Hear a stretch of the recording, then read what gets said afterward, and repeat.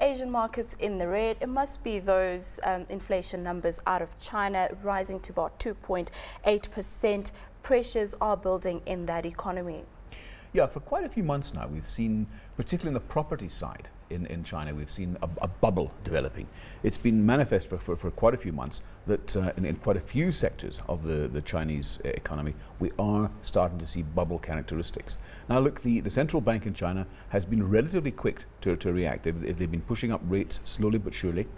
And yet, you know, I think because they had the stimulus package a year or two ago, and they haven't had a recession. The demand is still there. You know, this is a diametrically opposed kind of economy to what we've got in the developed world. So it keeps on moving along. But now when you start seeing 2.8 again 2.4, it's an indication that even with those measures, we're starting to see inflation getting a little bit out of hand. So the worry and the concern is that if more isn't done, if we're not seeing more done to cool it down, then it might get out of hand. And I think markets reacting accordingly. And there's also this issue of the yuan being pegged to the rand. Some people saying that that the yuan should go stronger. What is your view on that? Well, you being pegged to the dollar? To the dollar, yes. To the dollar, sorry. Yeah, you know, the yuan is undoubtedly too cheap and has been for a long time. And it was pegged for a while, and that peg came off a bit. I've never really been a fan of pegging any currency to another currency, frankly, because it masks an awful lot of internal inefficiencies and the like. So frankly, my great hope is that at some point in time you are going to see the yuan allowed to float freely. But you know, the Chinese government has made it quite clear that they're not about to do that in the short term, unfortunately. Well, global markets, we saw the US markets and European markets rally yesterday after the falls we saw on Thursday and Friday. That $1 trillion bailout package is quite significant. It's huge. I mean, in monetary terms, this is getting on for the size of the rescue package, the TARP program in the US. And in some ways, it's not too dissimilar. In other words, they're pumping a lot of liquidity into the system. They're providing this huge amount of money for public and private entities to access it. In total quantum, easily enough to cover the debts of the southern European countries for the next 2 years and then some. So I think they've done the right thing. However, you know, they probably waited far too long to do it, and they've taken a lot of criticism for that.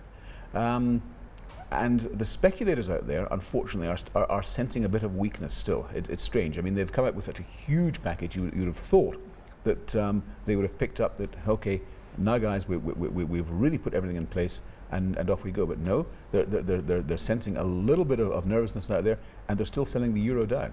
They're perhaps not buying into the argument that this is going to work.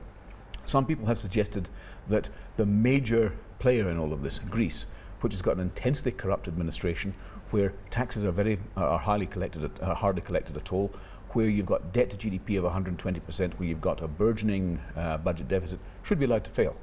Now that's a pretty harsh statement. It's a very, very harsh statement indeed, but a number of observers have actually said, you know, this would be a salutary lesson to any other country that they would even think about replicating what Greece has done. Look, that's not going to happen. So I think as a kind of, inverted commas, second best, what we've got here, this large infusion of funds is going to be what materializes. I know you're going to be talking a whole lot more on the whole Eurozone situation, but if we look at what's happening in the UK, Gordon Brown has decided to step down, but only in September. What is going to be happening there? Because if they continue to drag it for so long. There's been a lot of talk that the markets are getting very unsettled by all of this, and I think if you saw last night at 5 o'clock UK time when Brown announced that he was going to be standing down, clearing the way for talks between the Lib Dems and the Labour Party, markets got very nervous. The pound lost 1.5 cents against the dollar, because that would be seen as being probably the least acceptable outcome for markets. Because you'd have a relatively weak administration that would have to rely on a hodgepodge of different parties. I mean, even putting the Lib Dems and the Labour Party together, you don't get a majority in Parliament. So it would seem as being relatively weak, not able to attack the very profound problems that are existing in the UK economy. So I think, look, I suspect we'll still probably see a deal between the Lib Dems and the Conservatives.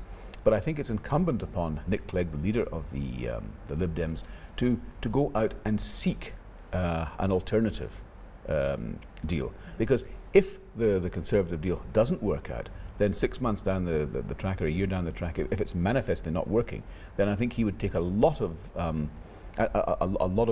opposition from his people internally, saying, well, why didn't you go and talk to the Labour guys? So I think he has to at least go through the motions, and I think this is probably what it's about. Okay, the BOE left interest rates unchanged at 0.5% yesterday, but we've got the SARB due to announce interest rates on Thursday. Most people saying no change. Are you of this camp as well? Yep, absolutely. You know, the mandate has changed slightly. The Reserve Bank is cognizant of what's going on in the economy.